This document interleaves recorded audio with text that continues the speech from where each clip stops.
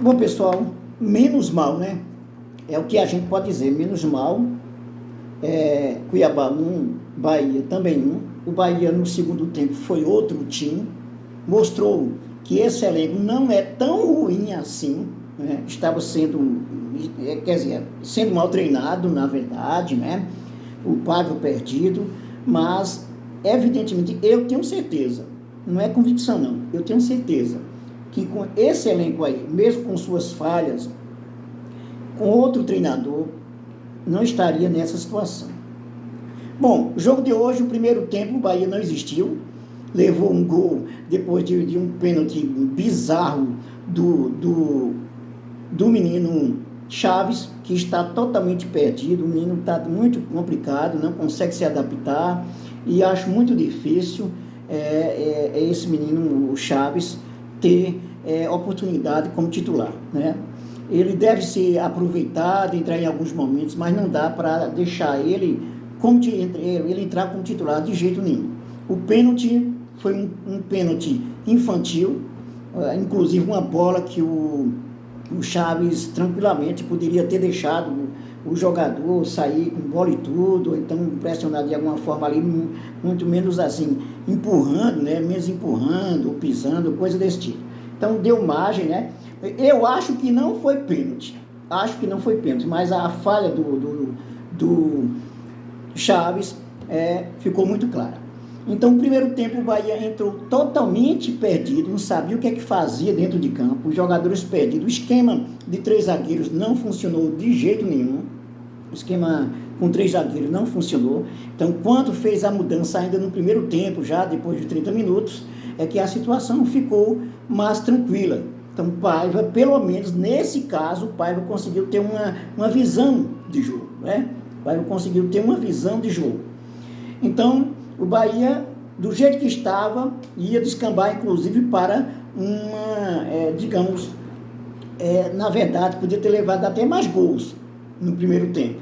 Uma goleada no primeiro tempo. Felizmente, ficou no 1-0 mesmo, e o Bahia no segundo tempo conseguiu empatar depois das mudanças que o Chaves fez, que o Paiva fez, ok? Então o Davidson fez o gol de pênalti depois que o Chaves fez o pênalti, né? Júnior Cafu é lançado na direita, sofre a carga de Chaves de dentro da área. Então o Chaves ele está perdido, né? Desequilibrado, ele não consegue focar no jogo, né? Teve um jogo passado até que ele foi mais ou menos, podemos dizer assim, né? Mas o Bahia muito ruim nesse primeiro tempo. Então é só, o Bahia começa, vamos pegar aqui, né? O Bahia, vamos pegar exatamente a escalação do Bahia. O Bahia escalado com Marcos Felipe, Canu, olha só, Gabriel, Xavier e Vitor Hugo. Vitor Hugo também é um jogador que até o momento está decepcionando muito, tanto que depois que ele saiu, a coisa ficou melhor. Então, tem Vitor Hugo, Acevedo, Tassiano, Mugni, André Chaves, Kaique e Mingote. Desses jogadores aqui, o Vitor Hugo não mostrou para que veio, na verdade, muito atrapalhado também. O Chaves mais atrapalhado ainda, inclusive o gol foi culpa do Chaves, claro, mas eu, na verdade, não coloco a culpa no Chaves, eu coloco a culpa no Paiva, porque insiste em manter esse jogador como titular que não tem condições. Claro que nada contra a pessoa Chaves, mas como jogador muito fraco, então ele precisa ter algumas oportunidades, mas não como titular, até para ver se consegue pegar confiança. Então, o primeiro tempo foi todo dominado pelo Cuiabá, pelo Dourado. O Bahia apenas assistiu o jogo, teve apenas, se não me engano, 2 bolas que o Bahia conseguiu chutar, inclusive bizarro, né? Até mesmo se tivesse sido uma delas tivesse sido gol, teria sido impedimento.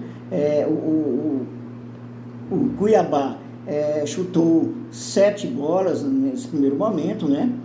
Então aí, o jogo dominado aí pelo Cuiabá no primeiro tempo. O André, outro jogador muito falho, né? Muito falho também. Então, que não mostrou, para que viu, o André está muito atrapalhado, a cabeça dele está muito longe ainda, desde que foi para a seleção brasileira, parece que ele ficou sem noção, sem noção. Então, de lateral direito estamos perdidos. Até agora, por incrível que pareça, prefiro o Cicinho. Até agora, prefiro o Cicinho. Então, quando o Vitor Hugo saiu e entrou o Ademir, e como também saiu o Joana Chaves, entrou o Rian, o Bahia melhorou mais. Aos 39 minutos saiu o Chaves, entra o Rian. Aos 40 minutos o Vitor Hugo entra o Ademir. O Bahia pegou velocidade e o sistema defensivo melhorou nesse caso aí. O jogo teve no primeiro tempo 52 minutos, terminou 1-0 no primeiro tempo para o Cuiabá, e no segundo tempo o Bahia volta muito melhor, mais equilibrado, sistema defensivo mais equilibrado. É tanto que aos 6 minutos, Rian consegue um espaço pela esquerda, faz o cruzamento, busca o Mingote oportunista, né? Pelo posicionamento do Mingote, o gol não foi do Mingote, o gol foi do Imperiur contra, mas no caso aí, mérito do Mingote, que se posicionou bem, o gol ia ser dele na verdade. Então o atacante se estica para cabecear, não acha nada, e a bola explode no rosto do zagueiro, cara a cara com o Walter, sem chances de defesa. Então, a partir daí, o Bahia conseguiu equilibrar mais o jogo. O Cuiabá é tanto que começa a substituir para ver se melhora a situação, né? Então, aos 18 minutos, na verdade, é agora o Bahia quem faz mudança, né, no segundo tempo. Vinícius Mingote sai, que inclusive ficou machucado com aquele jogo, com aquela jogada. E entrou o Everardo, que entrou até bem. Sai o Lucas Mugni e entra o Rezende como volante aí para poder segurar mais, dar mais qualidade ali. O Mugni até que não foi tão ruim assim, ok? E aí o Bahia conseguiu equilibrar jogadas, ameaçou bastante. No segundo tempo o Bahia, eu vejo que o Bahia jogou muito melhor do que o Cuiabá. Teve alguns minutos aí, uns 10 minutos aí mais ou menos, que todos os dois estavam muito ruins, mas, por exemplo, aos 41 minutos, as finalizações, Cuiabá tinha 7 finalizações e o Bahia 6. O Bahia, a maior parte das finalizações foi exatamente no segundo tempo. Aos 44 minutos sai o Kaique, que estava bem também, e entrou o Patrick Verón, que eu acho que o Patrick Verón deveria ter mais oportunidade nesse time. Ele tem entrado somente aos 44 minutos, foi até, na verdade, lamentável, né? Ter entrado só aos 44 minutos, porque o Patrick Verón é um menino que tem uma bola parada muito boa também, bate um escanteio também muito bom também, e consegue criar jogada com muita tranquilidade. Achei a ideia interessante, porque com a entrada do Verón, ali no meio campo, organiza mais a jogada, segura mais a bola, então achei interessante aí.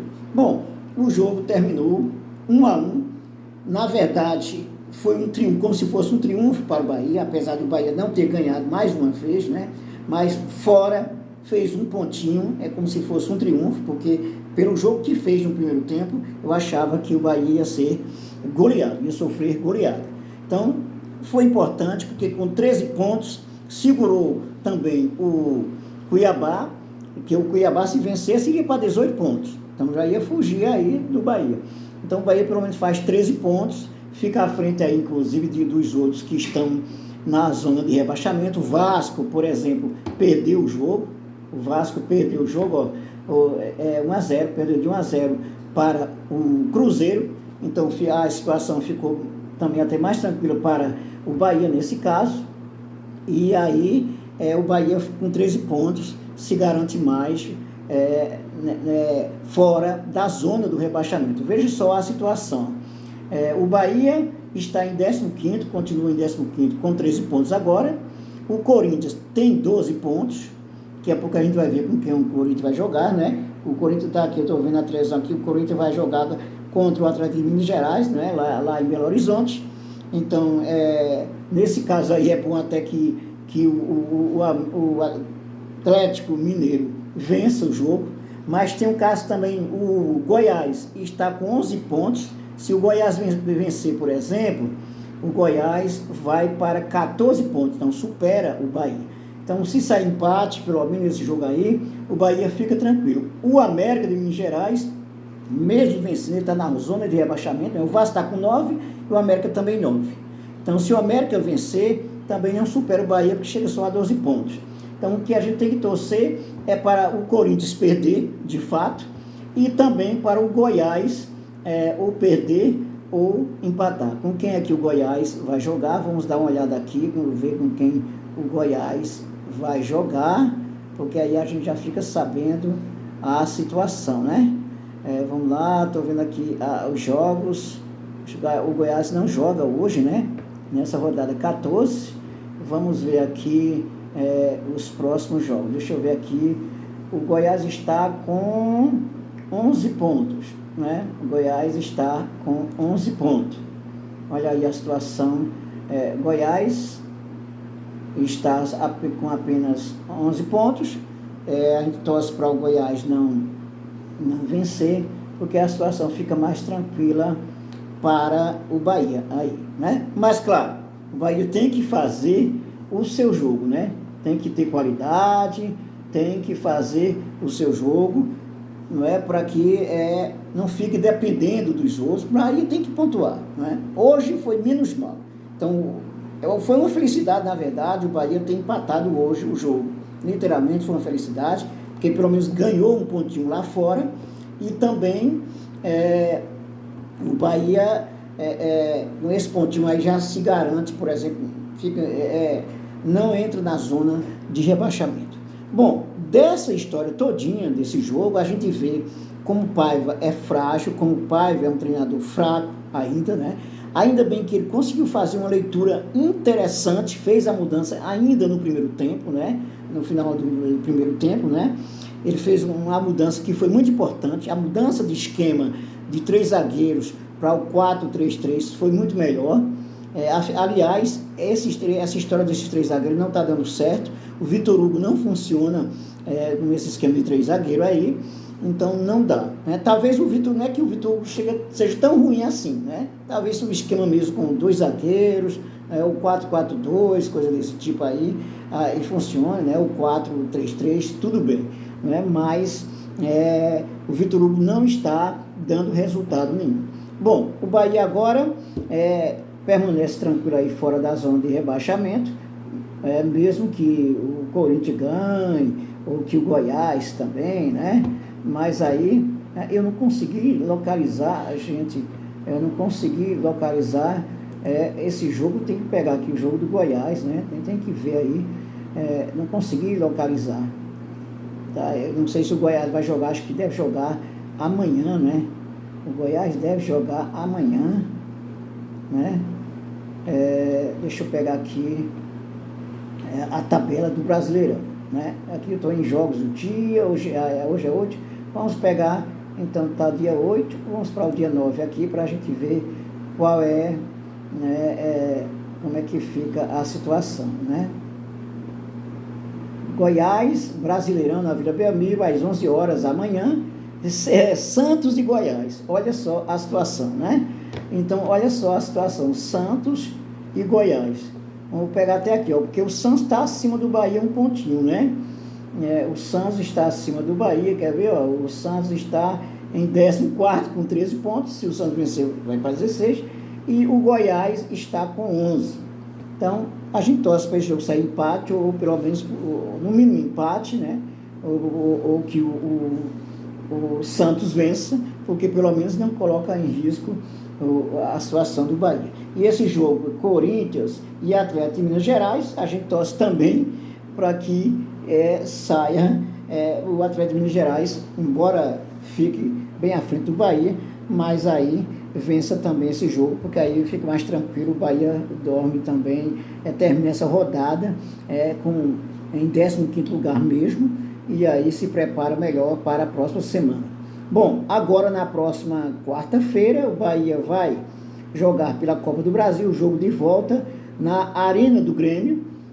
O jogo saiu empatado no esse jogo de ida. Bahia 1, Grêmio 1 na Arena da Fonte Nova. Agora vamos ter Grêmio e Bahia.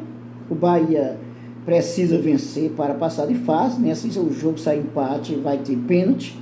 Então espero que o Bahia supere o Grêmio ainda no jogo mesmo, jogado, como se diz. E claro, não precisa nem dizer que esse jogo é difícil, o Grêmio dificilmente perde lá dentro, o Grêmio que é copeiro, e dificilmente perde lá dentro, não é? Mas também o Grêmio também pode perder, ele não é assim, vamos dizer assim, imbatível de maneira alguma. É favorito sim, mas não é imbatível. O Bahia pode fazer um bom jogo na Copa do Brasil. Bom, vamos torcer para que o Bahia, nessa segunda janela que já começou, essa semana, o Bahia possa ter reforço interessante, importante. Já estou cansado dessa novela do Juba, né, que o Juba já estava certa aí a outra notícia do Cássio, que o Juba viria ainda nessa janela. Agora, depois dessa confusão das outras notícias, né, o presidente do esporte, o vice-presidente, o diretor, disse que o Bahia está assediando, se está assediando, não sei o quê. Bom, vamos esquecer essa história do Juba. Se ele não puder vir agora, que venha 1º de setembro mesmo. E aí, o lateral direito, Gilberto, veio do Benfica, né? Só pode ser anunciado, já assinou o contrato. Até agora o que tem certo nessa janela é a contratação do Gilberto, mas também aí um goleiro do Grêmio pode ser que venha para o Bahia, tá? Tem outros jogadores aí que aí nessa próxima semana essa janela, o mercado da bola vai ferver bastante, né? O Bahia precisa se preparar bem, reforçar o time, reforçar o elenco com a chegada de novos jogadores importantes, jogadores de qualidade, jogadores com experiência, porque aí terá chances de se manter na Série A. O campeonato do Bahia esse ano na Série A é se manter. O Bahia se manter na Série A é mesmo que ter sido campeão brasileiro de 2023. Tá? Então, que o Bahia possa se preparar para isso. E, claro, fica a lição desse jogo. O Bahia não jogou bem, jogou mais ou menos no segundo tempo, e aí o resultado não foi tão cruel como se imaginava que ia acontecer, não é isso? Então, é isso aí, dê um like, inscreva-se no nosso canal Arquibancada JMS Futebol, ative o sininho para receber nossas novidades, que todos os dias nós temos novidades do nosso Esporte Clube Bahia, e não esqueça de compartilhar e divulgar esse nosso canal, e até o nosso próximo vídeo.